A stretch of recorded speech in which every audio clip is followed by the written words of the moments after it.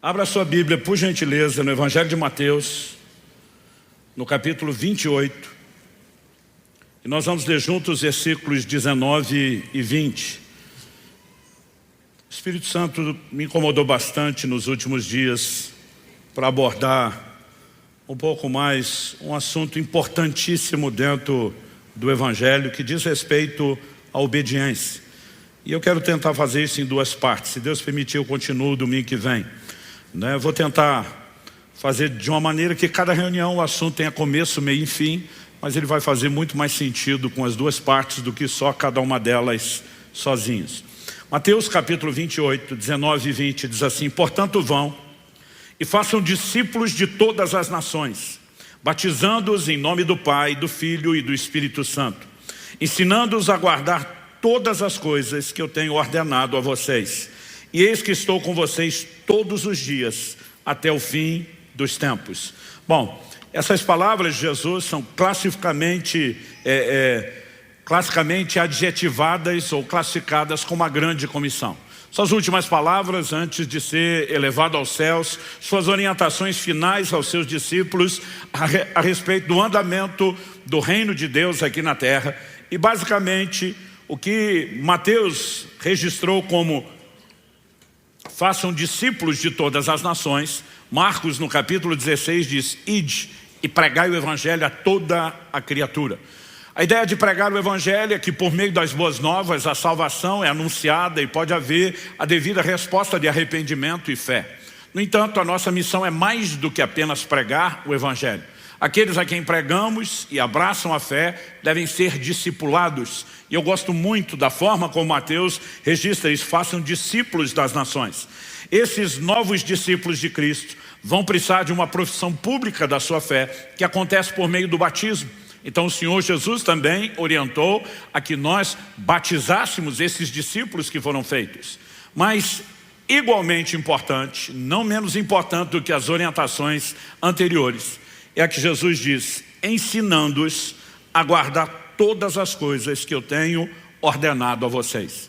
Em outras palavras, Jesus diz: o evangelho que eu quero que vocês anunciem comunica as boas novas da salvação, chama as pessoas a um compromisso de discipulado e de profissão pública do batismo.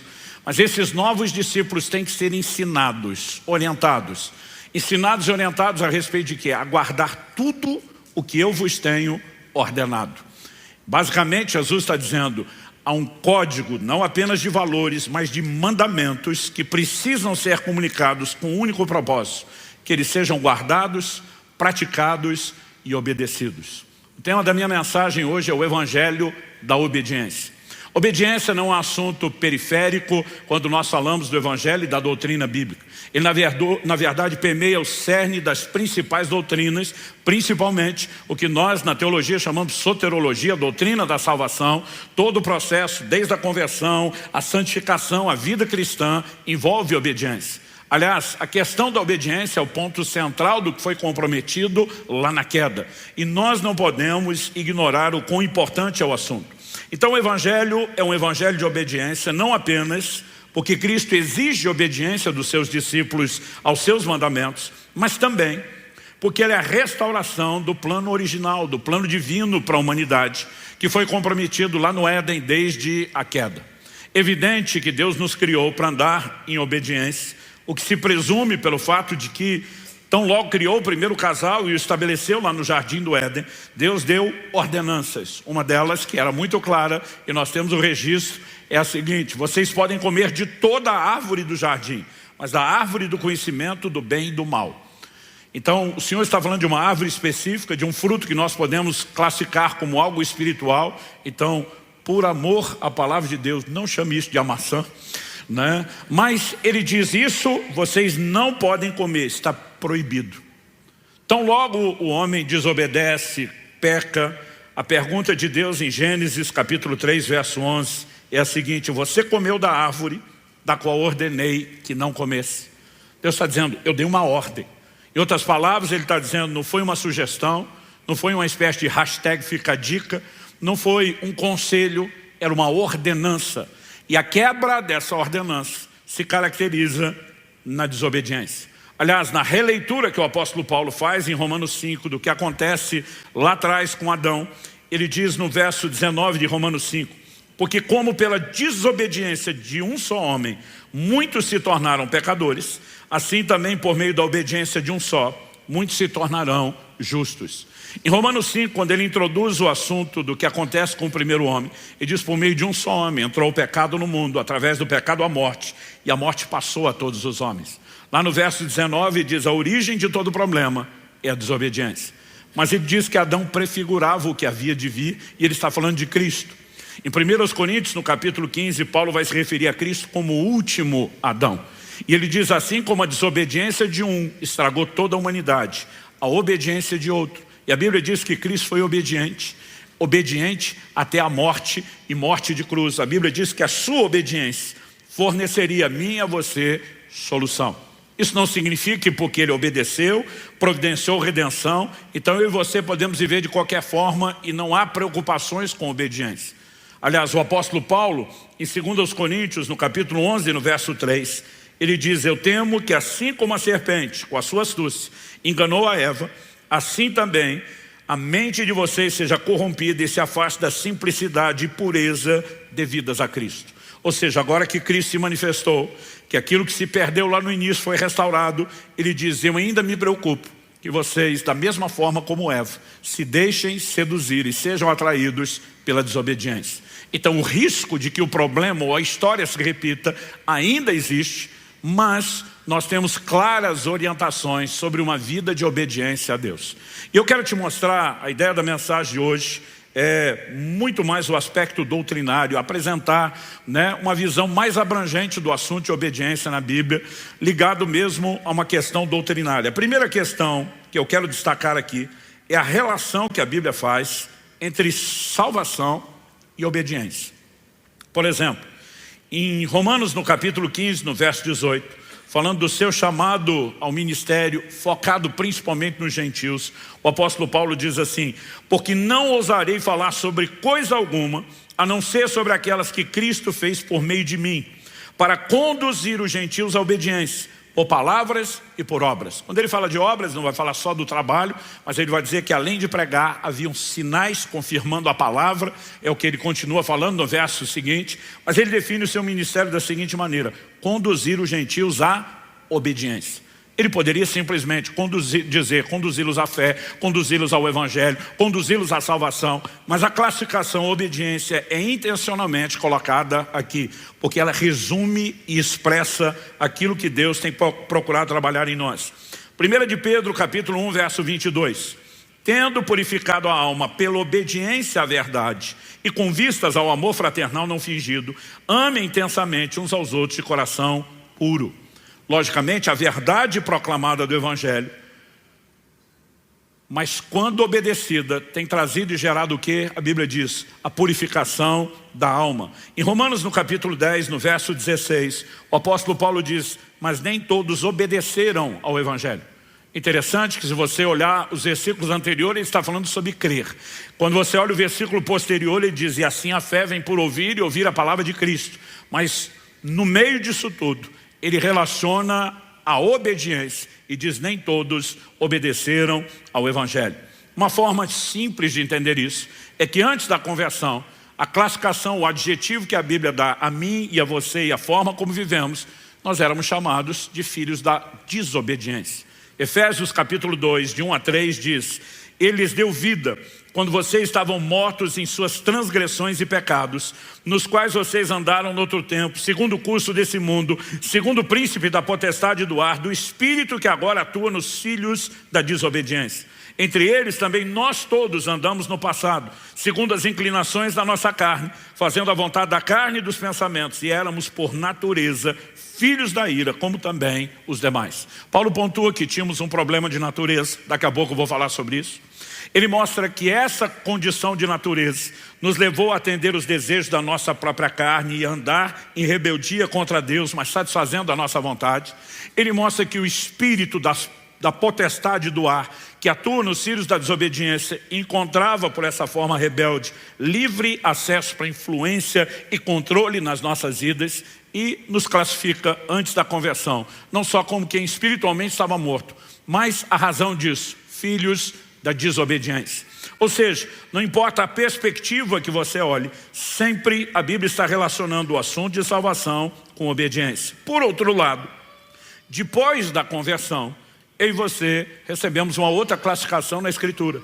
Em 1 de Pedro, no capítulo 1, no verso 14, ele diz, como filhos da obediência, agora não mais da desobediência, mas como filhos da obediência, não vos amoldeis às paixões que tinhas anteriormente na vossa ignorância. Aliás, o que ele vai falar no verso seguinte, o 15 é, pelo contrário, segundo é santo aquele que o chamou, sede também vós santos em todo o vosso procedimento. E no verso 16 ele diz, porque está escrito, sede santos porque eu sou santo. Então Deus está dizendo, agora vocês são filhos da obediência. Qual é a ideia?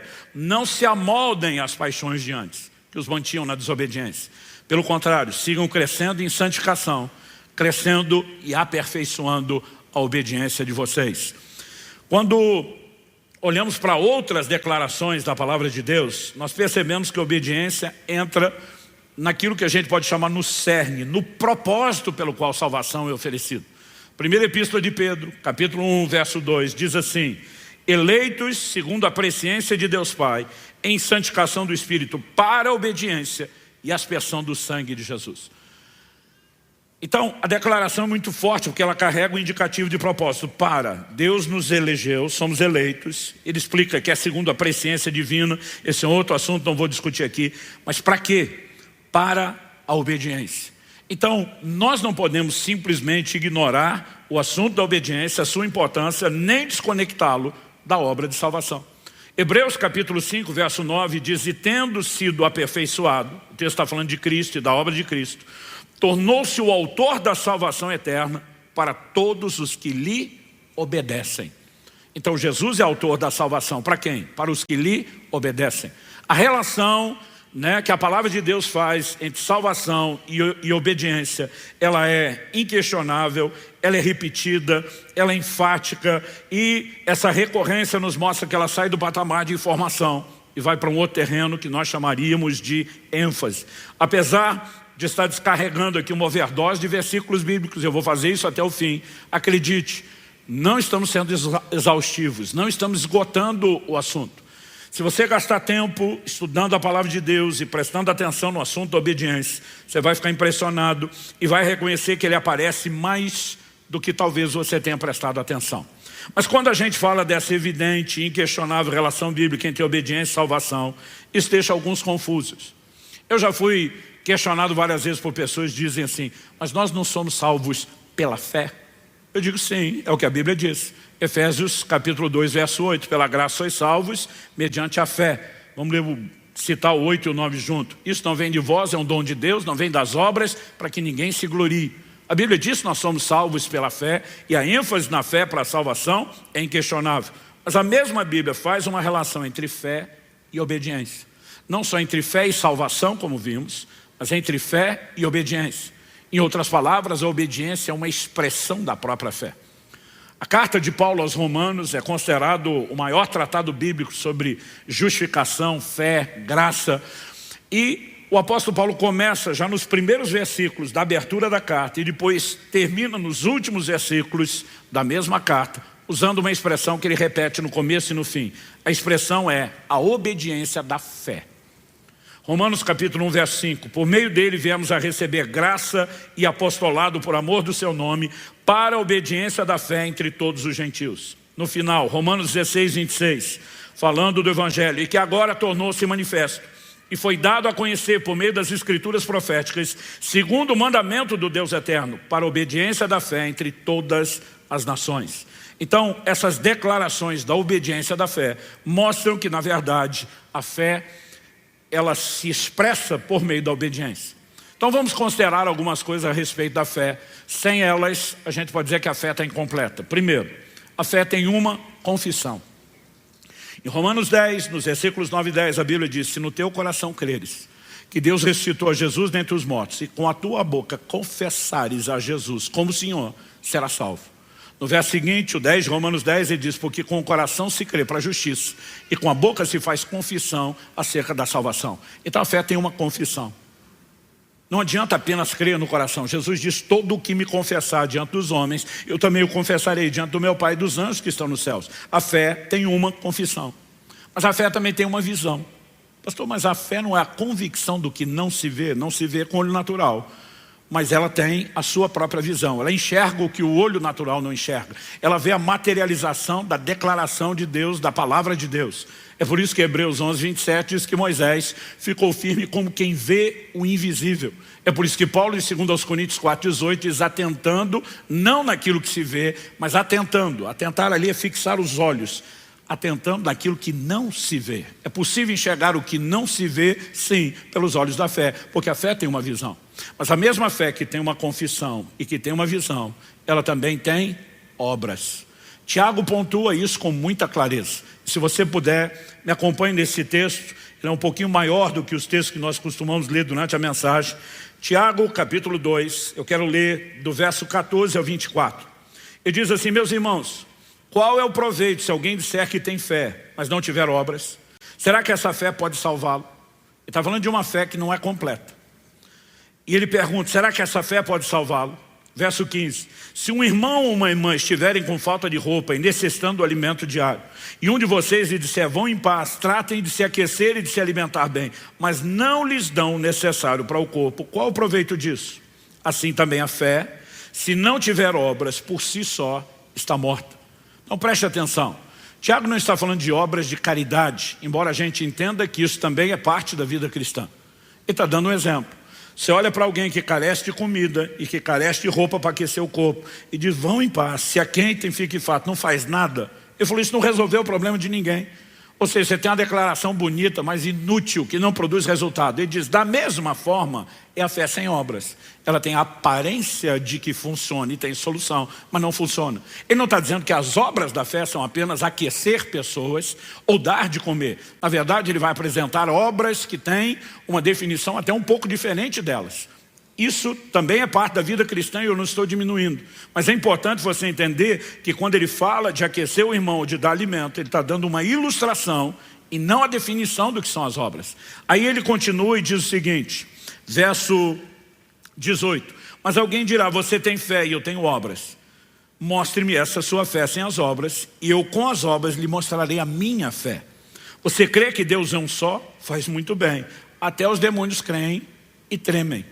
Ele está dizendo, tem fé, que reconhece a existência de Deus, mas não te leva a se submeter a Ele. Os demônios estão em rebeldia contra Deus. Vamos continuar. Ele diz no verso 20, seu tolo, você quer ter certeza de que a fé sem obras é inútil?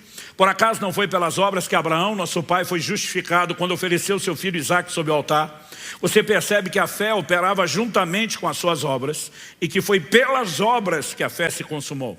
E se cumpriu a escritura que diz Abraão creu em Deus, isso lhe foi atribuído para a justiça. E ele foi chamado amigo de Deus. Assim vocês percebem que uma pessoa é justificada pelas obras e não somente pela fé. Eu estou lendo esse texto todo de Tiago porque esse texto de Tiago tem trazido dificuldade para algumas pessoas. Entre elas, vamos botar o ilustre Martinho Lutero, um dos ícones da reforma protestante. Alguém que ataca o sistema da sua época, dizendo que conversa é essa de vender indulgência para perdão de pecados, de declarar que as obras são meritórias para a salvação. A Bíblia diz que a salvação é pela graça, é mediante a fé. E nesse processo da reforma, ele foi um dos cabeças que levantou essa bandeira e bateu firme nisso.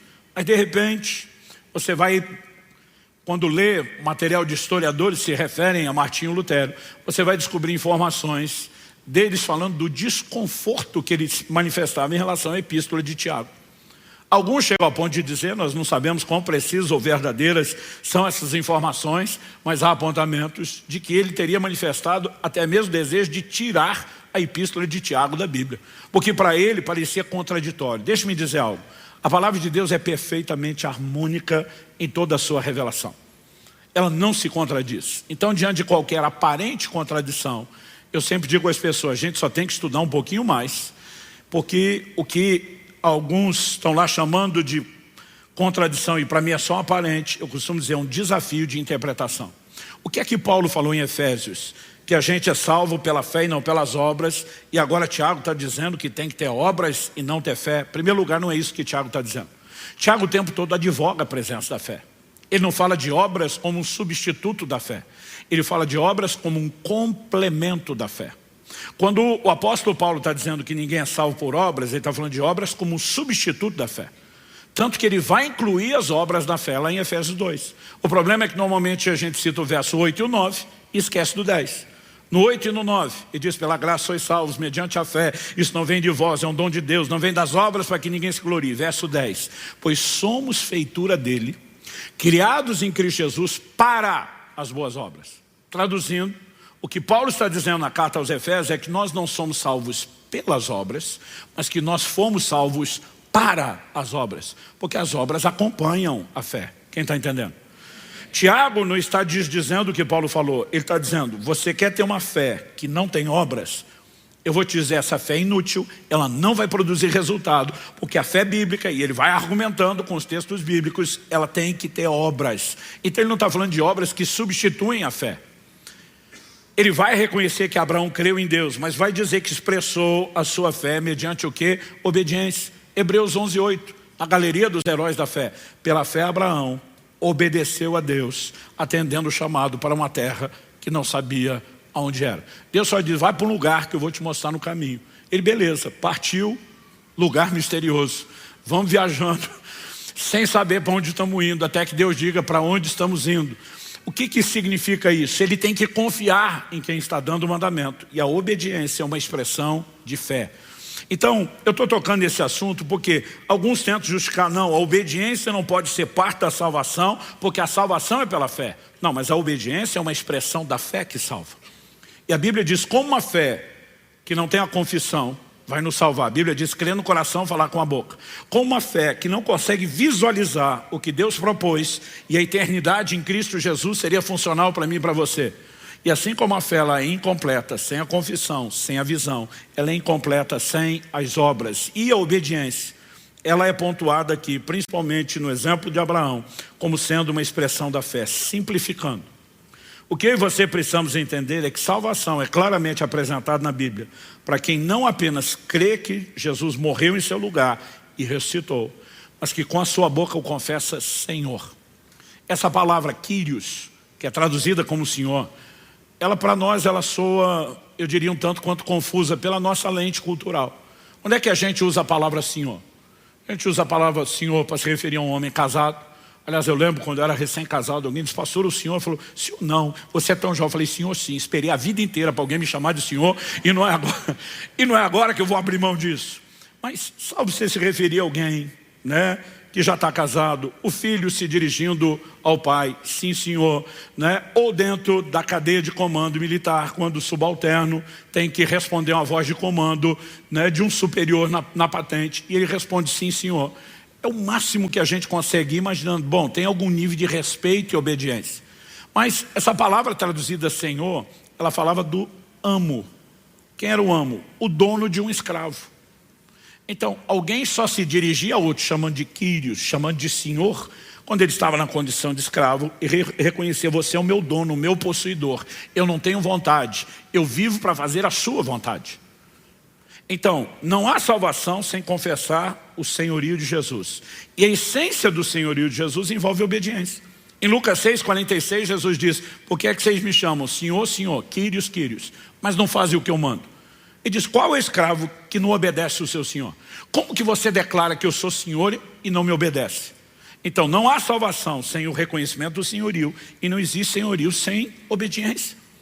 E a gente fica relativizando demais o que deveria não só ser tratado de forma simples, mas básica. Então, simplificando o que estamos falando aqui, a salvação é para os que fazem de Jesus o seu Senhor. E a essência do senhorio é a obediência. Então, você vai encontrar inúmeros textos, declarações explícitas, inferências, declarações implícitas, girando em torno do assunto, que mostram uma relação entre salvação e obediência. E obediência e fé, que é o que nos leva à salvação. Segunda coisa que eu quero destacar como doutrina bíblica é que depois da experiência da porta, que é a conversão, Jesus fala de uma porta e um caminho estreito que conduzem à vida. E a gente sempre simplifica a vida cristã em 3 etapas: porta, caminho e alvo. O que é a porta? É a conversão. João 3,5, Jesus disse, alguém não nascer de novo não pode entrar no reino de Deus. Tem uma entrada. O que é a porta? É a conversão, a experiência de novo nascimento. Depois da porta você tem um caminho. Nesse caminho você avança, você progride em direção a um alvo. Paulo diz, eu prossigo para o alvo. O que é o alvo? O prêmio da soberana vocação de Deus em Cristo Jesus. É quando eu e você alcançamos a plenitude da salvação. Então, obediência é requerida não apenas na porta, como ato de sujeição a Cristo, mas a obediência será requerida de nós também ao longo do caminho. Em relação à porta, quando Jesus anunciou o Evangelho, o que é que ele pregou? Marcos capítulo 1, verso 15, diz que a mensagem de Jesus era simples. Ele pedia duas coisas, são dois imperativos. Arrependei-vos, número 1, e 2, crede no Evangelho.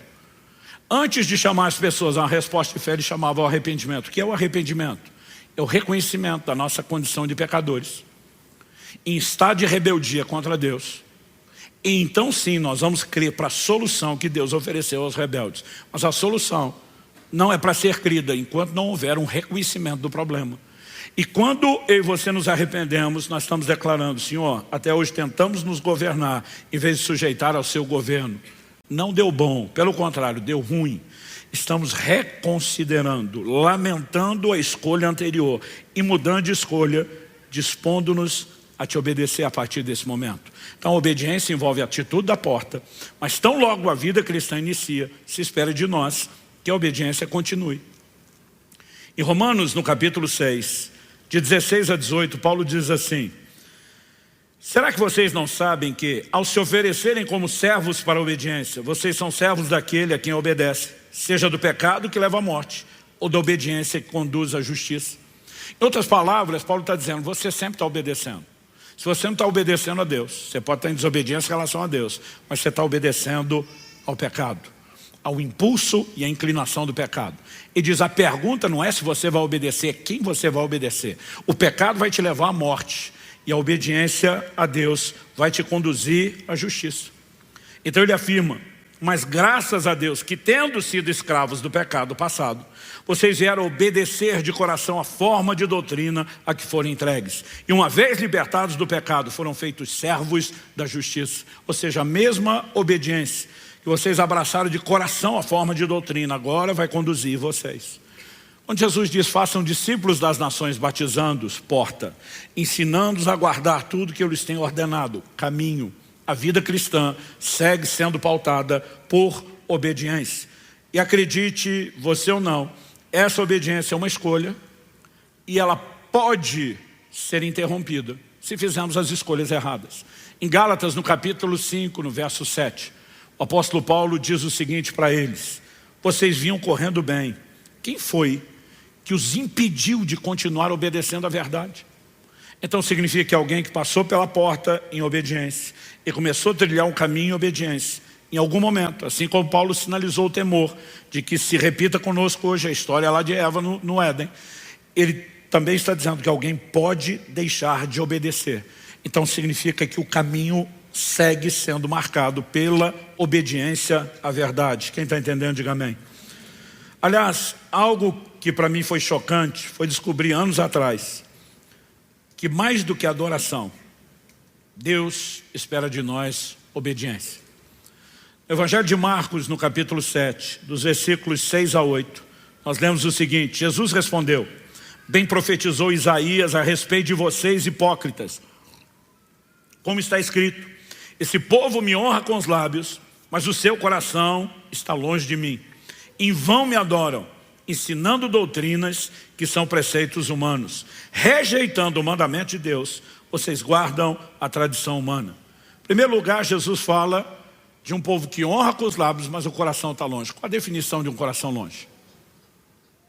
Ele diz, vocês simplesmente me adoram em vão, porque ensinam doutrinas humanas, que são preceitos humanos, mas rejeitam o mandamento de Deus.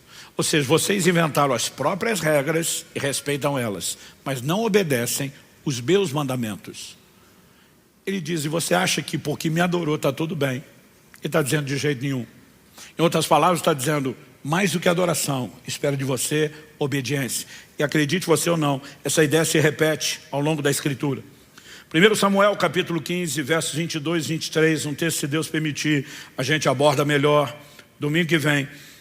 Quando Samuel vai confrontar Saul pelo seu pecado, ele diz, porém Samuel disse, será que o Senhor tem mais prazer em holocaustos e sacrifícios do que no obedecer a sua palavra? Eis que o obedecer é melhor do que o sacrificar, e o ouvir é melhor do que a gordura de carneiros, porque a rebelião é como pecado da feitiçaria, e a obstinação é como idolatria e o culto a ídolos do lar. Porque por você ter rejeitado a palavra do Senhor, também ele o rejeitou como rei.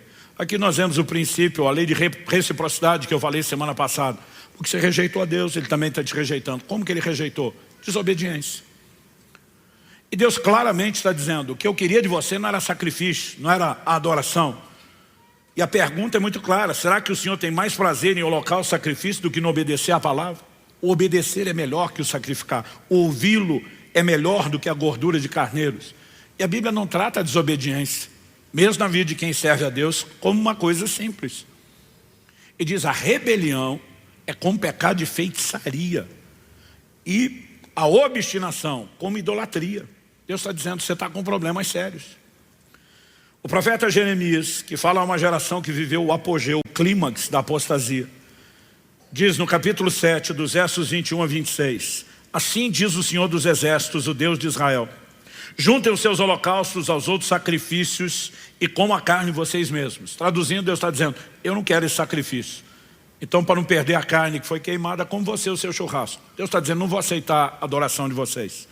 No dia em que tirei os pais de vocês da terra do Egito, não falei, nem lhes ordenei nada a respeito de holocaustos ou sacrifícios. Mas o que lhes ordenei foi isso. Agora vai estar o que acontece lá em Êxodo 19, quando o povo para no Monte Sinai e ouve Deus a primeira vez. Mas o que lhes ordenei foi isso. Deem ouvidos à minha voz, e eu serei o seu Deus, e vocês serão o meu povo. Andem em todo o caminho que eu lhes ordeno, para que tudo lhes vá bem. Mas eles não quiseram ouvir, nem atenderam. Porém andaram nos seus próprios conselhos, na dureza do seu coração maligno. Andaram para trás e não para frente. Desde o dia em que os pais de vocês saíram da terra do Egito até hoje, muitas e muitas vezes, todos os dias, eu lhes enviei todos os meus servos, os profetas. Mas vocês não quiseram me ouvir, nem me atenderam. Foram teimosos e fizeram pior do que os seus pais. Olha a observação que Deus por meio de Jeremias faz. E diz, eu falei alguma coisa sobre sacrifício no dia em que tirei vocês da terra do Egito? Deus falaria sobre sacrifício, instituiria o padrão da adoração depois. Mas a primeira coisa que Deus fala, eu quero que vocês sejam o meu povo, e o que vai caracterizar vocês, a minha propriedade peculiar na terra, é que vocês vão me ouvir, vão me obedecer, vão andar nas minhas leis. Deus está dizendo, antes de sinalizar qualquer expectativa de adoração, eu pontuei a minha expectativa por obediência. Mais do que adoração, Deus espera de nós obediência. Quem está entendendo? Não, pastor, mas o senhor tem que entender que eu amo, Jesus ama. Então leva a sério o que ele mesmo disse, João 14, 21. Aquele que tem os meus mandamentos e os guarda, esse é o que me ama. Ele diz, sua forma de expressar amor não é apenas falando, é me obedecendo. E sabe, de alguma forma você vê que as pessoas tentam suprimir a obediência, relativizar a obediência no Evangelho cada vez mais. Eu fico pasmo com a quantidade de doutrina, se é que a gente pode chamar de doutrina, né, de falsa doutrina que vem surgindo, questionando e relativizando a obediência. Alguns anos atrás, eu tinha pregado uma mensagem sobre a obediência. E depois disso uma pessoa me aborda e diz, pastor, o senhor está por fora da revelação divina. Minha vontade era dizer, garoto, eu tenho mais tempo com a cara na Bíblia, estudando a Escritura, do que tu tem de vida respirando. Mas eu lembrei que era crente. E lembrei que era pastor. Então fiz cara de paisagem, falei, então me ilumine, compartilhe sua revelação. Divida sua sabedoria, me ajude a crescer. Qual revelação eu estou por fora e não entendi? Ele falou, o senhor nunca viu, nunca leu que a Bíblia diz que o fim da lei é Cristo? Eu falei, não só li, te digo onde está escrito. Romanos capítulo 10, versículo 4. Ele falou, o senhor não percebeu o furo da sua lógica na pregação? Eu falei, garoto, se eu achasse que tem furo na lógica, eu não tinha pregado. Que furo é esse? Ele falou, o senhor pregou sobre a obediência. Eu falei, isso eu percebi. Qual é o furo? Ele falou, se a Bíblia diz que o fim da lei é Cristo, e só existe a obediência onde tem lei, e esse argumento dele eu não podia questionar, porque só pode ter obediência onde tem algum mandamento, alguma ordenança, alguma lei. A lógica chega a ser infantil, simples nesse nível. Ele falou, o senhor está pregando sobre obediência, mas a Bíblia diz que não tem mais lei, se não tem mais lei, como é que tem obediência? Quando ele falou isso, eu falei, para agora essa bobagem, você começou a falar. Eu falei, você primeiro começa alegando uma revelação, e depois você apelou para a lógica. Então vamos falar das duas coisas. Em primeiro lugar, não acho que você teve uma revelação que nem o apóstolo Paulo ou as escrituras tiveram. Se você chamar isso de revelação, eu vou chamar isso de um espírito de engano. Paulo disse, se um anjo aparecer e pregar um evangelho diferente, anátema, maldito, então você não pode ter uma revelação diferente da deles. Eu falei, pelo jeito nem Paulo entendeu a revelação que você teve. Porque você está dizendo que o fim da lei é Cristo, significa o fim de todo e qualquer tipo de lei. Então isso significa que não existe mais nenhum tipo de lei, tudo foi revogado em Cristo.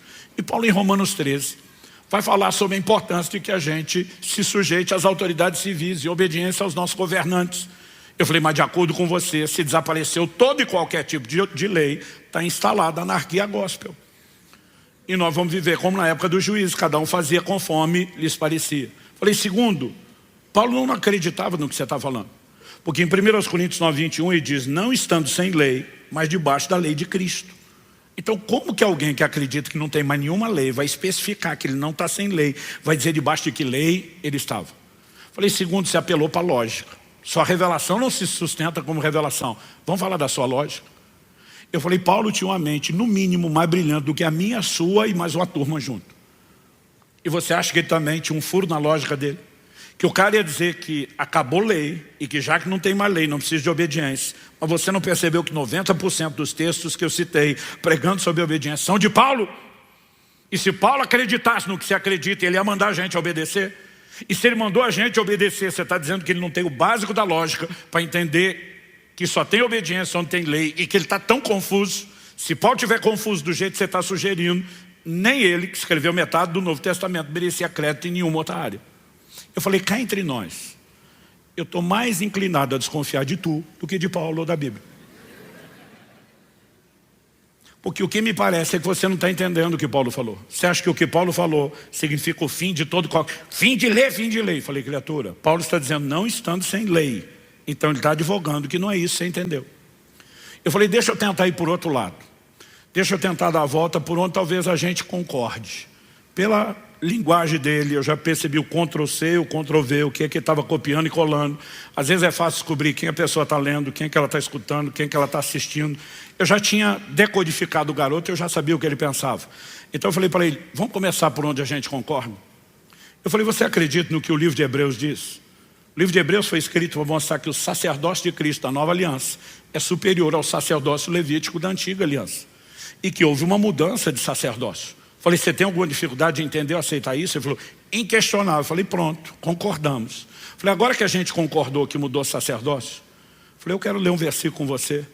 Hebreus capítulo 7, verso 12 diz que onde a mudança de sacerdócio, a mudança de lei. Falei, presta atenção, mudança de lei não é cessação de lei, não é aniquilação de lei, não é desaparecimento de lei. Então, quando Paulo diz o fim da lei, ele está falando do fim de uma lei que não está mais em vigência, mas que foi substituída por uma nova. O fim da primeira não é o fim de todas. O fim da lei é Cristo, não está falando do fim de todo e qualquer tipo de lei. Está falando de uma lei que se encerra com aquele sacerdócio, quando outra é instituída no lugar da anterior. Jesus diz em João 13:34, um novo mandamento vos dou. Como é que não tem mandamento? Como é que não tem ordenança? Mas essa baboseira toda, a gente ouve o tempo todo em nome de uma pseudo-revelação. Qual o objetivo disso? Subjetivizar, relativizar ou suprimir a obediência, que é parte do cerne da mensagem do Evangelho, e por isso eu estou chamando ele hoje de o Evangelho da obediência. Nós precisamos entender o que é que de fato a graça veio fazer. A graça não veio botar fim na lei, como esse povo está pregando. Porque de alguma forma eles acreditam que o maior vilão na Bíblia, depois do Satanás, é a lei. Esses caras batem na lei, falam mal da lei, atacam a lei, diz não, a lei era pesada, ela é difícil, ninguém conseguia obedecer, e Deus seja louvado, Jesus nos libertou da lei. Não, Jesus não veio libertar ninguém da lei. Jesus veio nos libertar do pecado. Há uma diferença gigantesca, abismal entre uma coisa e outra. Paulo escreve aos Romanos e a Timóteo e chama a lei de boa. Como é que nós vamos chamá-la de ruim? O que as pessoas às vezes não estão olhando é o quadro todo. Por quê? Se você faz um diagnóstico equivocado, forçosamente, você tenta oferecer uma solução tão equivocada quanto o diagnóstico. Então por que esse povo acredita que o problema é a lei? Porque eles dizem, a exigência era muito alta, o homem não podia obedecer, ninguém aguentava, todo mundo era oprimido pela lei. Então, se o problema é que a lei tinha um padrão tão elevado, a régua era tão alta, que a gente não podia cumprir, qual seria a solução? A solução seria Deus baixar o padrão e dizer, agora eu vou deixar mais fácil para vocês dar conta. Porque se o problema é que é muito difícil, a solução seria deixá-la fácil. Agora a pergunta é, foi isso que Jesus veio fazer? Não. E diz, ouviste o que foi dito aos antigos, lei de Moisés, não adulterarás. A lei tinha padrão moral. Mas ele diz, eu porém vos digo, qualquer que olhar para uma mulher com intenção impura no coração, já adulterou com ela. Jesus não apenas sustenta a lei que já tem lá, como ele amplia o mandamento. Ele subiu o padrão, ele não diminuiu. Ele diz, antes você podia amar o próximo e odiar o inimigo, agora tem que amar o inimigo e orar por ele. O padrão baixou ou subiu? Subiu. Então se o problema é o padrão e ele veio subir, em vez de resolver, Jesus veio complicar. Então não há lógica que isso sustente. Agora, se você entender que o problema não era o padrão alto, era a incapacidade do homem de atender o padrão, então qual seria a solução? Empoderar e capacitar o homem não só para atender o padrão anterior, mas até mesmo um superior. Então eu quero terminar falando de capacitação para a obediência. Porque não adianta relacionar a obediência com salvação, a obediência com a vida cristã, e eu e você ficarmos nos questionando, é possível andar em obediência? Obviamente, se dependesse apenas de mim, de você e dos nossos recursos humanos, naturais, nós não poderíamos. E aí nós temos que entender a capacitação para a obediência. Um dos textos icônicos, quando você vai falar da graça, é quando em João capítulo 8 a Bíblia nos mostra que uma mulher apanhada em flagrante adultério é trazida a Jesus. E as pessoas comentam, Moisés na lei mandou apedrejar. O que é que o Senhor tem a dizer? Jesus faz um comentário que não está na lei de Moisés. Ele não fala contra, mas ele só faz um acréscimo. Aquele dentro de vocês estiver sem pecado, atire a primeira pedra, pode começar a execução. A lei não exigia isso. Mas a declaração de Jesus fritou a consciência dos ouvintes. E a Bíblia diz um por um, começando os mais velhos. Para mim, é uma questão fácil de imaginar por uma perspectiva de probabilidade. Quem viveu mais, pecou mais. Eu imagino os mais velhos pensando, eu é que não tenho moral para isso. E vão tirando o time de campo. O outro vai pensando a mesma coisa. E no fim só sobra Jesus e a mulher. Agora, quando sobrou Jesus, Jesus podia ter apedrejado a mulher não só pela exigência da lei de Moisés, mas até pelo que ele sugeriu. Aquele que tiver sem pecado, atire a primeira pedra. E Jesus não tinha pecado. Mas ele vai olhar para essa mulher e ele oferece misericórdia. E diz, eu não te condeno. E aí as pessoas dizem, a graça é maravilhosa, e é. Mas o problema é que elas param aqui. E Jesus não falou só isso para a mulher. Ele diz, eu não te condeno. Mas ele diz, vá e não peques mais. Ou seja, a graça, ela não oferece só a remoção da condenação de pecados já cometidos. Ela nos chama a um posicionamento de parar de pecar. Quem está entendendo isso? Agora, as pessoas estão pregando uma graça que para mim não faz o menor sentido. Tipo assim, olha, antes era um pecador esculhambado e ia para o inferno. Agora você encontrou a graça. Você pode pecar e viver esculhambado, mas a diferença você vai para o céu. Deus te deu algo melhor do que para os outros. Eu fico pensando, é isso que é o propósito do Evangelho? A minha Bíblia, quando alguém fala isso, está sendo sarcástico, irônico e supostamente era para ser a mesma. A minha Bíblia diz que o cerne do Evangelho é nos transformar de glória em glória na imagem de Jesus Cristo. Então, que Evangelho ou que graça seria esse que não oferece transformação? Aliás, as pessoas têm uma dificuldade enorme para entender o que é que mudou da antiga para a nova aliança, da lei para a graça, do antigo para o Novo Testamento. Alguns acreditam que o que mudou foi Deus. Deus na lei, ele era ruim, ele era malvado, ele era severo, ele era rabugento, ele mandava matar todo mundo e não tinha misericórdia de ninguém. Mas de repente ele se converteu e apareceu no Novo Testamento, bom e amoroso. Não, gente, agora eu estou na vibe paz e amor. Deixei todo esse rancor de lado, superei, agora eu sou bom. Isso é uma bobagem do tamanho do mundo inteiro. Porque um dos atributos de Deus revelado na palavra é a imutabilidade de Deus. Deus não muda. Então quem mudou não foi Deus. Outros alegam como aquele garoto. Antes tinha lei, agora não tem mais lei. Nós vimos que isso não é verdade. Não é a mesma lei, mas continua tendo lei. Qual era o propósito da lei anterior? Que ela fosse obedecida. Qual o propósito da lei atual? O mesmo, obediência. Qual eram as consequências de não obedecer a lei anterior? Maldição para quem não obedecia, uma bênção para quem obedecia. Deuteronômio 28. E quem foi que disse que isso mudou na nova aliança? Hebreus capítulo 6, verso 7 e 8 fala dos que correspondem a Deus, bênção, dos que não correspondem com Deus, maldição. Eu sei que alguns não gostam de ouvir isso. E daqui a pouco vou falar do assunto Cristo nos resgatou da maldição da lei. Mas a verdade é que nada mudou. A grande mudança entre o que você tinha antes e depois tem um elemento. Em Hebreus capítulo 9, quando a Bíblia fala da lei, ela diz que os ritos cerimoniais da lei eram ineficazes para aperfeiçoar aquele que presta culto. Ou seja, ninguém era mudado, ninguém era transformado pela lei. E aonde a graça se mostra diferente da lei, ela vem trazendo transformação. E o homem, cada um de nós, eu e você, podemos ser transformados de glória em glória na imagem de Jesus.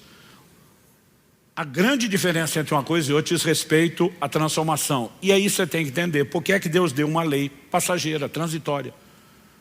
Moisés comunicou uma lei que tinha prazo de validade. E a Bíblia é clara sobre essa mudança de lei. Mas não é porque Deus mudou de ideia. A mudança de lei não é uma mudança de plano. Ela é justamente o cumprimento do plano. Jesus diz, eu não vim revogar a lei, eu vim cumprir.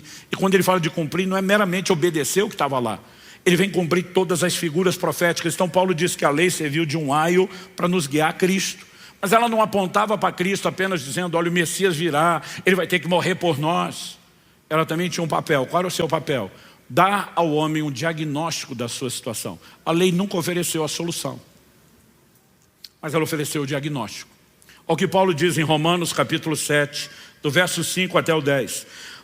Porque quando vivíamos segundo a carne, as paixões pecaminosas despertadas pela lei operavam em nossos membros a fim de frutificarem para a morte.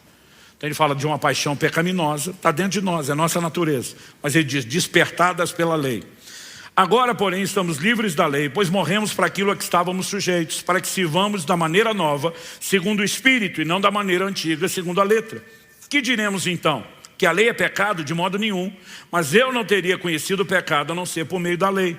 Porque eu não teria conhecido a cobiça se a lei não tivesse dito, não cobice.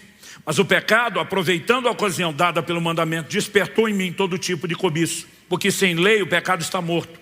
Houve um tempo em que sem lei eu vivia, mas quando veio o mandamento, o pecado reviveu e eu morri. E verifiquei que o mandamento que me havia sido dado para a vida, esse se tornou o mandamento para a morte. O que é que Paulo está dizendo? Que quando a lei foi dada, ela mostrou ao homem que o problema dele estava do lado de dentro. Não era o código estabelecido por Deus. Era uma inclinação, uma natureza rebelde e contrária aos mandamentos e aos padrões de Deus.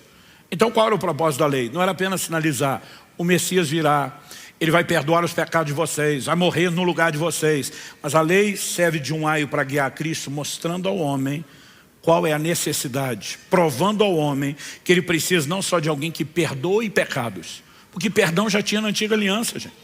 Todo ano, no dia da expiação, uma vez ao ano, se fazia, a Bíblia diz, recordação de pecados. Por que recordação? Deus me perdoou por tudo que eu fiz esse ano, mas no próximo ano eu vou ter que ser perdoado das mesmas coisas, porque ninguém era transformado. E o povo vivia de queda em queda, de tropeço em tropeço, e dizia, mas ainda bem que tem misericórdia. Aí chega a nova aliança. E o livro de Hebreus diz que nós temos uma nova e superior aliança, baseada em melhores promessas. Tem a Jesus como fiador, mas que a gente acredita que veio fazer só o que a velha fazia. Se é para fazer o que a velha fazia, para que é que nós precisamos de uma nova? Porque o povo está pregando uma graça que só perdoa pecado para você continuar pecando. E não é a mensagem bíblica. Jesus disse a essa mulher, vá e não peques mais. Só que honestamente, a maioria de nós pensa quando lê isso, impossível. Mas espera aí, só tem 3 possibilidades ou probabilidades lógicas para a gente tratar disso. Primeiro, Jesus mentiu para a mulher, trollou ela. Vai no peques mais, mas não é possível, ele está enganando ela. Isso cabe com a natureza de Jesus? Não. A Bíblia diz que ele é luz e nele não há treva alguma. A Bíblia diz que Deus não pode mentir. Então essa possibilidade lógica poderia caber com qualquer outro, mas não com Jesus. Ah não, pastor, não é que ele mentiu assim porque queria. Mas ele enganou sem querer, porque enganado estava, ele não conhecia bem a teologia, não estudou muito a Bíblia, então ele achou que falava certo, mas falava errado. Você está protegendo o caráter dele, mas desconstruindo a identidade. Ele é o verbo, a palavra encarnada. Se ele não entende Bíblia e teologia, quem é que entende? E se alguma coisa do que Jesus falou não é acurado ou preciso para a nossa fé, por que é que o resto seria? Então é tudo ou nada. Ou você pega o combo inteiro, ou pode jogar tudo no lixo. Então ele não mentiu, não enganou, e ele não estava enganado. Qual a probabilidade lógica que resta? Ele falou a verdade. Não, pastor, tá bom, eu entendo que ele falou a verdade, mas não é possível. Então a verdade não é bem verdade. E no mínimo, se isso não fizer dele um mentiroso, faria dele injusto, porque ele te dá um mandamento que você não pode cumprir, então ele é injusto. E Hebreus 6,10 diz que Deus não é injusto. Então, só existe uma conclusão que você pode chegar. Que ele não apenas falou a verdade, ele não está se referindo a algo que é impossível, pode até ser impossível para os recursos humanos, mas presume-se, evidentemente, que por trás do mandamento existe uma disponibilização de recursos que viabilizem o cumprimento da ordem dada. Nós precisamos entender que o significado mais recorrente de graça na Bíblia não é favor imerecido. Isso é parte da definição, mas está longe de ser a mais completa e a mais empregada. Ela é força capacitadora na Bíblia. Quando Jesus diz, vai e não peques mais, ele está dizendo, não estou dando só uma ordem. Eu te darei recursos para que você possa cumprir a ordem. Eu não sei você, mas eu quando era adolescente lia o Sermão do Monte, Mateus 5,48, sede vós perfeitos, como perfeito é o vosso Pai Celestial. Eu pensava, estava empolgado hoje, hein, Jesus? O sentimento era, exagerou, viajou. Porque eu pensava, impossível ser perfeito, o Senhor ainda quer que eu seja perfeito como Deus, a perfeição absoluta. Quer dizer, deu ruim, impossível. Então nós vamos voltar no mesmo problema. Ele mentiu? Ele estava de brincadeira com a gente? Não. Ou será que eu e você que não percebemos que ele tem recursos que nós ainda não aprendemos como utilizar?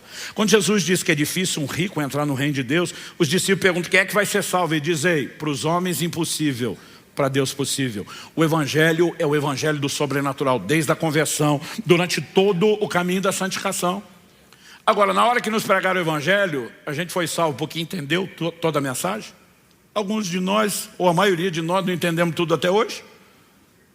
Paulo chama a mensagem do Evangelho de a loucura da pregação.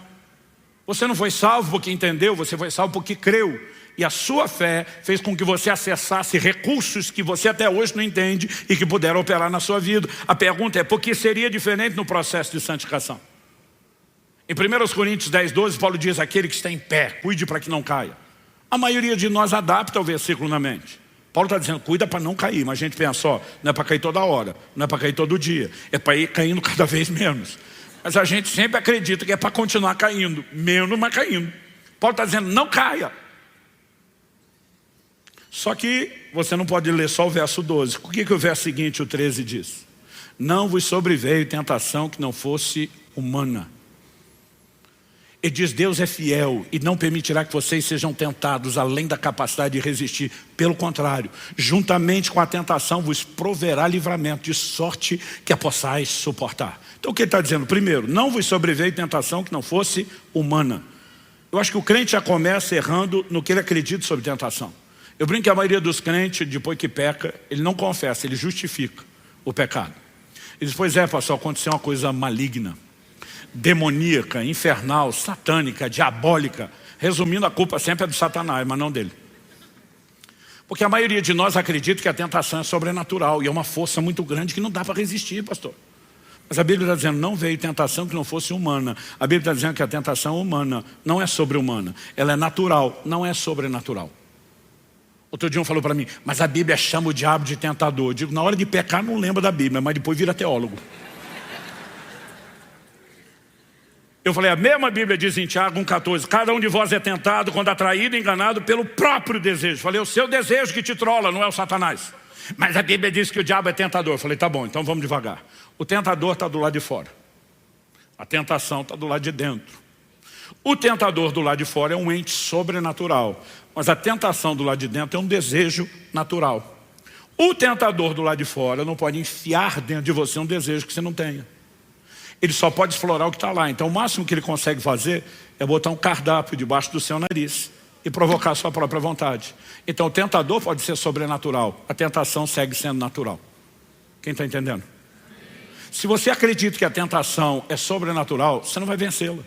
Porque pensa comigo, se a tentação é sobrenatural e vencê-la é humano, consciente ou inconsciente, nós já demos um perdido antes de começar. Agora, a tentação não é, nunca foi, nunca será sobrenatural. O que é sobrenatural nessa história é o livramento. Deus diz, além da tentação não ser além das suas forças, eu não vou te deixar lutando sozinho. Eu te responsabilizei ficar de pé e não cair. Mas o mesmo Deus diz lá na epístola de Judas, que Ele é poderoso para nos guardar de tropeçar. Ele diz, então, apesar de ser responsabilidade sua, eu não vou te abandonar nem deixar sozinho. Eu vou te dar recursos. Agora preste atenção. Se a tentação é natural e o recurso para vencê-la é sobrenatural, quem é que não consegue ganhar com isso? Há uma capacitação para a obediência. Essa capacitação é presumida na revelação da própria graça. Eu não quero entrar em detalhes nisso aqui agora, mas se você não conseguiu participar dos eventos que fizemos aqui da conferência Graça Transformadora, tem 2 horas e tanto de ensino só sobre isso, né, que você pode acessar lá no YouTube. A gente fala de como podemos viver obediência empoderados pela graça. Mas eu quero chamar a sua atenção para um aspecto mais aqui que não pode ser ignorado. Em Atos no capítulo 5, no verso 32, nós temos a declaração dos apóstolos que também tem que ser levada em conta aqui. Ele diz, e nós somos testemunhas desses fatos, nós e o Espírito Santo, que Deus deu aos que lhe obedecem. É evidente, nós falamos do ministério do Espírito aqui ao longo do mês de setembro, é evidente que o Espírito Santo é uma promessa, é parte desse combo da salvação. E a Bíblia diz, o Espírito Santo que Deus deu aos que lhe obedecem. O Espírito é dado a quem abraça a obediência do Evangelho. Mas ele também é dado para nos capacitar a viver a obediência que por nós não poderíamos. Então eu falei que o propósito da lei antes era o diagnóstico. Ela revelou a nossa natureza pecaminosa, a nossa incapacidade de ser transformado. Ela mostrou que a gente precisava mais do que perdão de tempos em tempos. E ela sinalizou a necessidade de um Redentor que viria para nos transformar. O livro O Peregrino, depois da Bíblia, é o maior clássico da literatura cristã. Não existe nenhum outro livro que foi tão lido pela irmandade dos crentes, né, ao longo dos últimos séculos como o livro O Peregrino. Se você não leu, recomendo que faça a leitura desse livro. Ele conta a história de alguém que se converte. Ele denomina, uma história fictícia, cheia de alegorias para explicar o Evangelho. Ele denomina esse camarada, depois se converte como cristão. Cristão, num determinado momento da sua jornada, ele encontra um outro personagem chamado intérprete. Como o nome sugere, é alguém que vai explicar verdades bíblicas para ele. E tem uma hora que ele, hospedado por intérprete, é conduzido pelo próprio intérprete a um cômodo que nunca tinha sido varrido. Uma pessoa entra, começa a varrer e uma poeira levanta no ar. É insuportável ficar ali dentro. Ele sai tossindo. Do lado de fora, ele percebe intérprete sinalizando para que outra pessoa entre. A segunda pessoa entra borrifando água. E aquela poeira no ar, agora umedecida, rapidamente baixa. Não apenas baixa, mas agora umedecida, pode ser varrida. A sala ficou limpa, sem criar confusão de antes. Do lado de fora, o intérprete diz para o cristão, a primeira pessoa que entrou varrer o cômodo é a lei. A poeira que você viu levantar é o pecado no coração do homem. Está falando da natureza e não só de ações. Ele diz, mas a outra pessoa que entrou é o Evangelho. E a água borrifada é a graça. Eu amo essa ilustração. O que ele está dizendo? A lei não veio resolver, a lei veio expor a bagunça. Olha o quão esculhambado está esse negócio. Você precisa de quem limpe. A lei, imagina alguém quebrou o braço e vai para o médico. Antes da cura, o que ele vai ter que fazer? Um raio-x. O raio-x vai dar o diagnóstico, porque o diagnóstico preciso ajuda num tratamento preciso. O médico precisa saber o quanto esse braço está quebrado, o quanto esse osso está separado, como exatamente tem que ser feita a imobilização, e a cura será precisa a partir de um diagnóstico preciso. O propósito da lei nunca foi resolver o problema, mas foi dar ao homem um bom diagnóstico. Aonde viria a solução? Romanos 8,3 diz, o que for é impossível à lei, porque estava enferma pela carne. Isso Deus fez, enviando o seu próprio Filho em semelhança de carne pecaminosa. Traduza-se, o que a lei nunca resolveu, Jesus veio resolver. João 17 diz, a lei foi dada por meio de Moisés, a graça e a verdade por meio de Jesus. Então você pode ler esse texto assim, o que a lei nunca resolveu, a graça veio resolver. O que é que a graça veio resolver?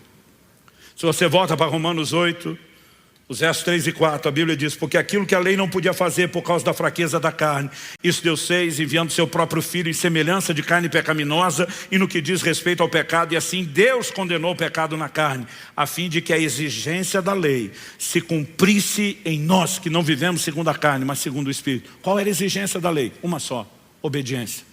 Mas desde a queda do homem, lá no Éden, nunca foi possível ao homem viver plena obediência por causa de uma carne pecaminosa, uma natureza rebelde que a lei veio expor e mostrar: está ruim para você. Você não precisa apenas de alguém que perdoe, mas de alguém que transforme. E a graça vem trazer a transformação para que o homem possa satisfazer a exigência da lei. Entenda-se, obediência.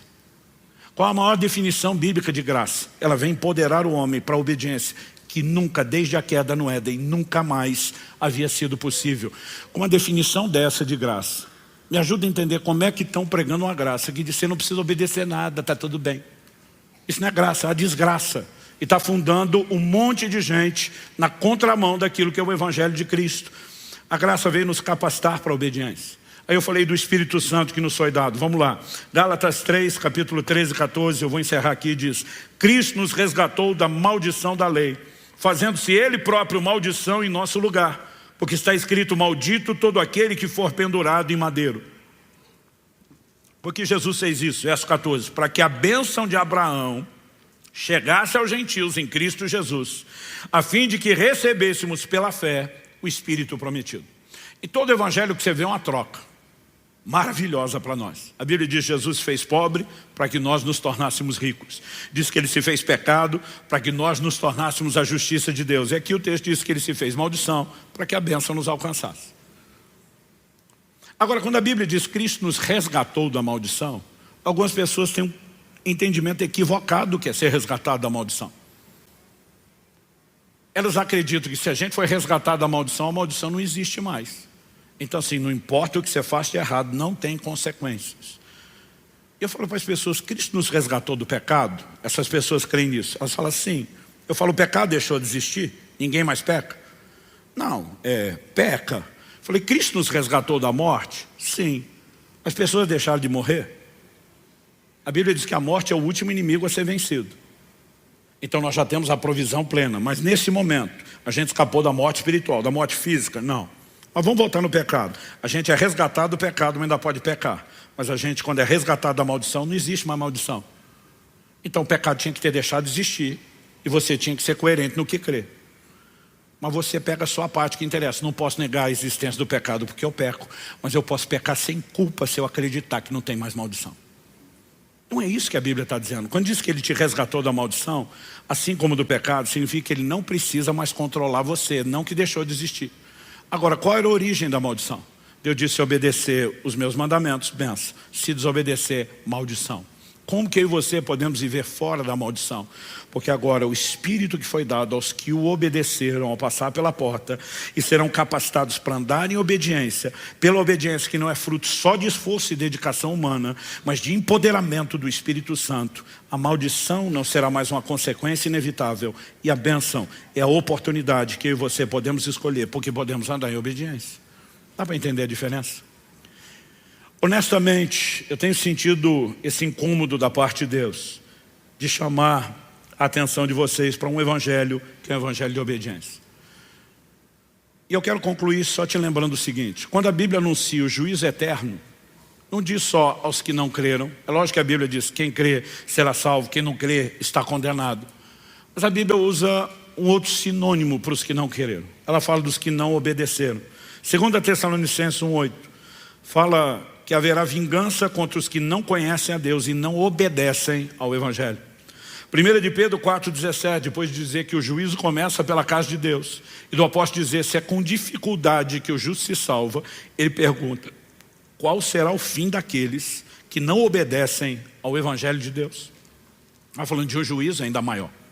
Em 1 de Pedro, no capítulo 3, no verso 19, ele menciona espíritos em prisão. De quem ele está falando? O verso seguinte, o 20, explica: os quais noutro tempo foram desobedientes, quando Deus aguardava com paciência nos dias de Noé, enquanto se preparava a arca, na qual poucas pessoas, apenas 8, foram salvas através da água. O plano de Deus não era salvar só Noé e a sua família. O Novo Testamento chama Noé de pregoeiro, ou seja, pregador da justiça. Durante todo o tempo da construção da arca havia uma pregação: Deus vai julgar o mundo, Deus vai julgar o pecado, vocês podem se arrepender. Mas os que permaneceram desobedientes agora estavam sendo julgados e são chamados de espíritos em prisão. A história termina sempre da mesma forma. A condenação não é só para quem não creu, é para quem não obedeceu. Porque a própria obediência é uma expressão de fé. E ela não pode ser relativizada. Quem está entendendo, diga amém. Feche seus olhos por um instante. Eu gostaria que nós tirássemos um minutinho, ou uns minutinhos de oração antes de terminarmos. E eu sei que embora a gente está aplicando doutrina de uma forma muito geral, não estamos falando de áreas específicas. O Espírito Santo sabe ser muito preciso e trazer aplicações bem personalizadas quando nós ouvimos a palavra. Talvez hajam áreas da sua vida onde você possa olhar e dizer, puxa, realmente eu cresci na obediência nessa área e tenho andado em vitória. Mas talvez hajam áreas que você precise de um pouco mais de atenção. Talvez hajam áreas pelas quais você precisa se arrepender hoje diante de Deus, dizendo, a desobediência se instalou nesse departamento da minha vida. E o propósito da palavra de Deus não é gerar culpa nem condenação. Mesmo quando somos confrontados, é sempre um chamado ao conserto, ao arrependimento. É sempre uma expressão da misericórdia de Deus. Aliás, uma das razões pelas quais, quando eu estou ensinando, eu gosto de trazer um grande volume de texto bíblico, é não só porque quando falamos de interpretação bíblica, é a Bíblia que explica ela mesma, mas é porque fé vem por ouvir e ouvir a palavra de Deus. Não há nada que tenha o poder de renovar a nossa mente, gerar fé no nosso coração, como a palavra de Deus. Não há um pregador que vai produzir esse efeito. Eu creio que enquanto a palavra é lançada e você vai ouvindo, o Espírito Santo vai provocando e gerando também, não só a consciência de que algo precisa ser mudado, mas de fé para que você possa vencer. E eu quero que você coloque sua vida diante de Deus. Que você possa sujeitar-se mais uma vez ao senhorio de Cristo, dizendo, eu quero te chamar de Senhor e eu quero obedecer os seus mandamentos. Eu quero andar na sua palavra. Talvez seja um bom momento para dizer, Deus, eu preciso entender melhor na forma prática do dia a dia, a interação com a graça, o como usar os recursos do teu Espírito Santo para andar em obediência. Mas eu quero isso. Eu quero que você se posicione diante de Deus, orando aí mesmo no seu lugar. Enquanto você faz a sua própria oração, eu quero fazer um convite, um apelo a dois grupos de pessoas. O primeiro deles é composto de pessoas que nunca entregaram formalmente o controle da sua vida a Jesus Cristo, reconhecendo Ele Senhor da sua vida. Você nunca passou pelo processo de arrependimento, de acordo com a mensagem de Jesus, de reconhecer que é um pecador, que precisa do Salvador, e o único que é Salvador, de acordo com as Escrituras, é Jesus. Isso não significa que você não creia na existência de Jesus, talvez você não tenha entendido com clareza a obra dele. Isso não significa que você não simpatize com ele, você provavelmente não estaria aqui se não tivesse algum tipo de interesse. Mas você nunca teve aquela decisão, aquele posicionamento decisivo que diz, a partir de hoje, tudo muda. Eu não quero que você vá embora sem te dar a oportunidade de tomar a decisão mais importante da sua vida, não só da vida terrena e atual, mas que vai produzir impacto por toda a sua eternidade. Que é passar por essa porta, experimentar a experiência de salvação, é decidir sujeitar o controle da sua vida ao Senhor Jesus. A palavra de Deus disse, hoje ouvides a sua voz, não endureça o coração. Eu tenho certeza que você que está me ouvindo sabe que o discurso de um homem não poderia fazer essa bagunça que está acontecendo dentro de você. Aliás, às vezes as pessoas me dizem, principalmente em momentos como esse, quando a gente pega uma doutrina pesada para ensinar, às vezes alguns falam, dizem, não entendi a maior parte do que o Senhor falou. Mas algo me tocou de uma maneira que eu não consigo explicar. Eu digo, isso é o Espírito Santo de Deus, falando ao seu coração e te chamando. Mas você precisa dar uma resposta. A Bíblia diz, se hoje ouvir sua voz, não endureça. Não resista mais, não seja rebelde. Você pode escolher atendê-lo. Mas eu quero convidar um segundo grupo a se unir ao primeiro. E nós queremos orar pelos dois. O segundo grupo é composto de pessoas que um dia já tomaram essa decisão, mas se desviaram da verdade. Essa terminologia parece feia, até pesada para alguns, mas é uma terminologia bíblica. Em Tiago, no capítulo 5, nos versos 19 e 20, a Bíblia diz, meus irmãos, se alguém entre vocês se desviar da verdade, alguém o converter. Saibam que aquele que converte um pecador do seu caminho errado, salvará da morte a alma dele e cobrirá uma multidão de pecados. A Bíblia fala de alguém que desviou da verdade, que é chamado de um pecador, precisando de conversão, como aquele que nunca se decidiu.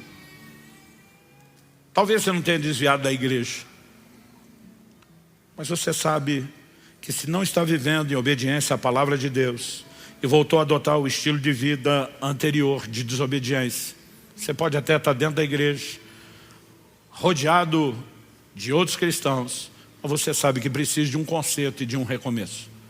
Há muitas razões pelas quais isso pode ter acontecido e nós não queremos julgar você. Talvez você teve uma decepção com pessoas, talvez o evangelho nem foi pregado direito.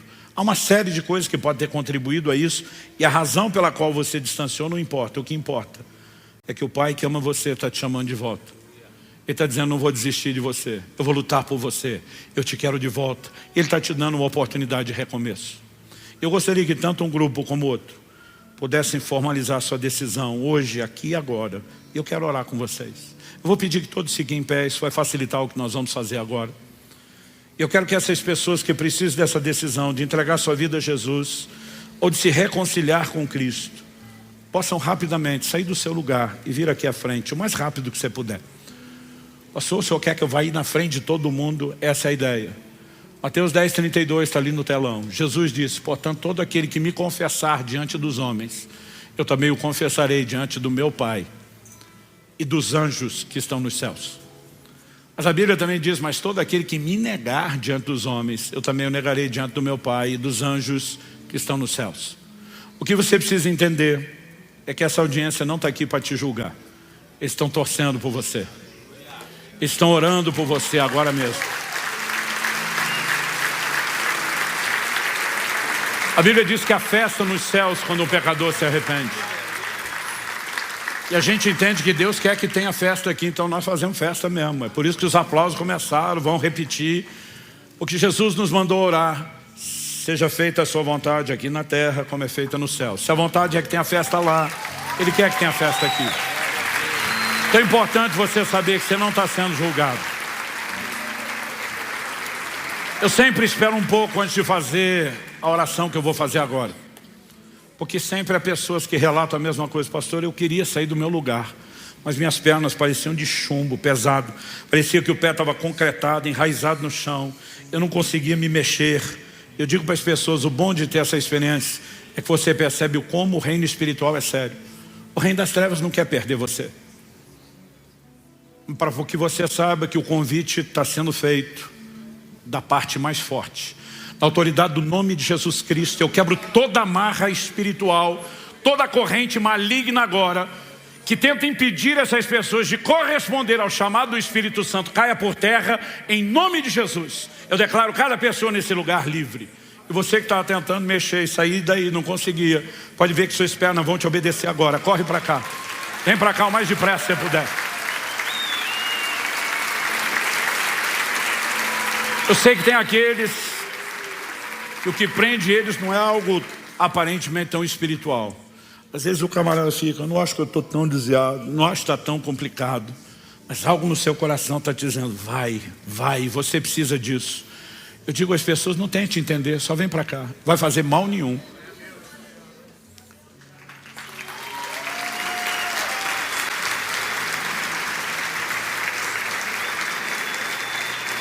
Alguns às vezes dizem, pastor, eu estou pensando em deixar isso para mais para frente. A Bíblia diz, hoje é o tempo aceitável, hoje é o dia da salvação. O dia da salvação não é amanhã, é hoje. Não quer dizer que você deixar para amanhã, o prazo de validade acabou. Mas nem você sabe se vai estar vivo amanhã, e é melhor garantir sua eternidade o mais rápido possível. Quando eu era garoto na igreja, eles tinham uma música Pesadelo, que era uma apelação.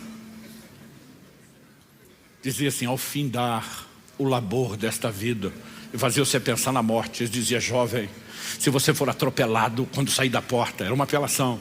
Eu entendo, era o zelo dos pregadores querendo nos levar a Jesus, mas eu não quero te ameaçar com nenhuma desgraça. O inferno é desgraça suficiente, não importa o quanto tempo você tem para ir para lá, para que você se livre dele. O Senhor Jesus está dizendo, eu quero te dar uma vida nova, eu quero te dar salvação por toda a eternidade. Se Deus está falando ao seu coração, vem. Vamos tentar um último movimento aqui. Eu queria que você falasse com o vizinho da direita à esquerda. Pergunta aí para ele, certeza que você já está salvo e não precisa ir lá na frente?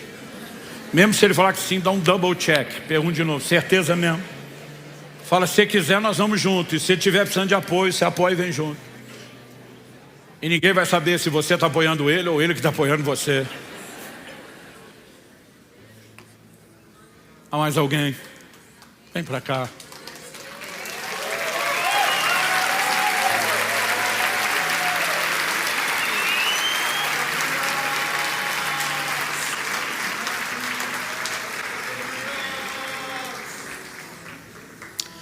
Eu quero pedir a cada um de vocês que já veio aqui para frente, aqueles que ainda podem se unir a vocês enquanto estivermos fazendo isso. Eu gostaria de fazer uma oração com vocês para ajudá-los. Honestamente, de acordo com a Bíblia, você não tem que repetir a minha oração, você podia fazer a sua. E não tem um modelo de oração. A Bíblia diz, todo aquele que invocar o nome do Senhor Jesus será salvo. Mas quando a Bíblia fala de arrependimento, então tem algumas coisas básicas. O reconhecimento da nossa condição de pecador, o reconhecimento de que Ele é o único Salvador. E muitas vezes, aqueles que estão tomando decisão pela primeira vez, quem está reconciliando já até sabe como funciona. Muitas vezes as pessoas olham para mim e dizem assim, me ajuda você que já sabe fazer? Então por conta disso nós adotamos um padrão e a gente faz uma oração para ajudá-los. Mas é importante que você não repita só por repetir. Se isso você consegue, depois de me ouvir frase por frase, dizer não, honestamente eu posso declarar isso, representa o que eu quero dizer para Deus. Então eu quero que vocês afirmem isso em voz alta junto comigo, pode ser? Então cada um de vocês, mesmo quem veio para dar apoio, eu quero que vocês repitam comigo em voz alta, diga comigo, Senhor Jesus, eu reconheço hoje minha condição de pecador e de um filho da desobediência, mas eu reconheço em Ti o Salvador, aquele que tem não apenas perdão para os meus pecados, mas também transformação para a minha vida. E hoje, pela fé, eu recebo não só o perdão, eu recebo também o início dessa transformação. Eu declaro que é um novo dia, que é o início de um novo tempo na minha história. Eu entrego nas Tuas mãos, Jesus, o controle da minha vida. E eu declaro que a partir de hoje, sou Teu, pertenço à Tua família.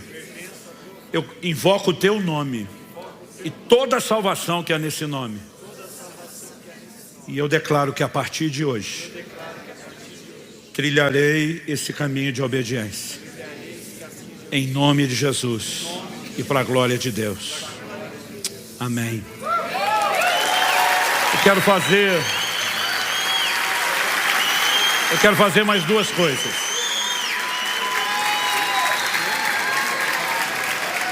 Antes de liberar vocês, atenção aqui um pouquinho, quero fazer duas coisas. Primeiro, não vou dizer nós, porque todo mundo vai se unir conosco. Queremos fazer uma oração breve, abençoando vocês. Depois disso, eu vou pedir uma gentileza.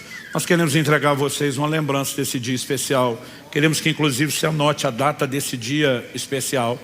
E essa lembrança será entregue naquela sala que está do lado de lá da porta 6. Então depois de terminar a oração, essas pessoas estão do seu lado, vieram não só para te apoiar, mas para te escoltar, te levar até lá. Eu acho que a gente resolve isso em 2, 3 minutos, não deve ser muito mais do que isso.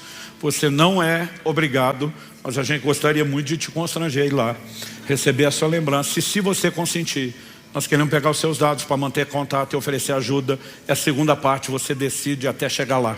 Vamos orar, quero que você estenda as mãos para eles. Pai, nós abençoamos cada um deles hoje. Declaramos, se tornam reais na vida deles as Tuas palavras, Jesus, perdoados são os Teus pecados. Falamos hoje novo nascimento, regeneração, transformação. Declaramos a ação do sangue de Jesus nas suas vidas, não apenas removendo a condenação, como também quebrando cadeias e trazendo libertação.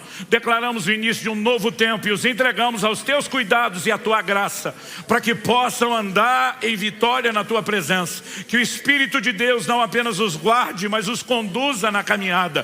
Que haja abundância de graça, favor do alto, e que eles cresçam e frutifiquem na sua fé para a glória de Deus. Nós os abençoamos em nome de Jesus. Amém. Amém.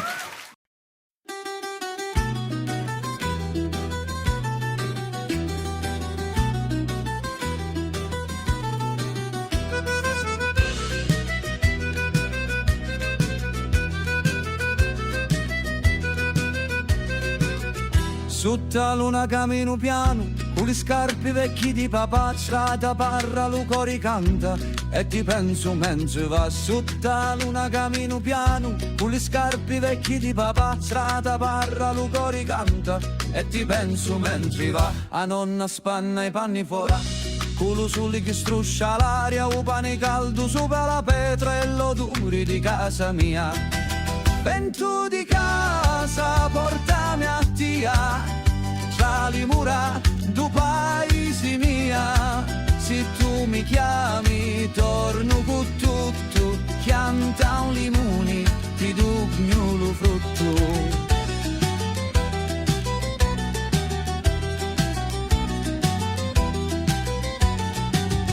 Una fontana cantante chiazza i picciri di corrono fuori, e una canzone antica ballamo con l'organetto che suona ancora. Una fontana cantante chiazza i picciri di corrono fuori, e una canzone antica ballamo con l'organetto che suona ancora. E se lontano vai non scordare, che ogni pezza cagati si può ricostruire. Lo cuore mio sempre ti sapi, torna a casa che lo cielo t'abbraccia. Vento di casa, portami a tia, tra le mura du paese mia. Se tu mi chiami, torno con tutto, chianta un limone, ti do lo frutto.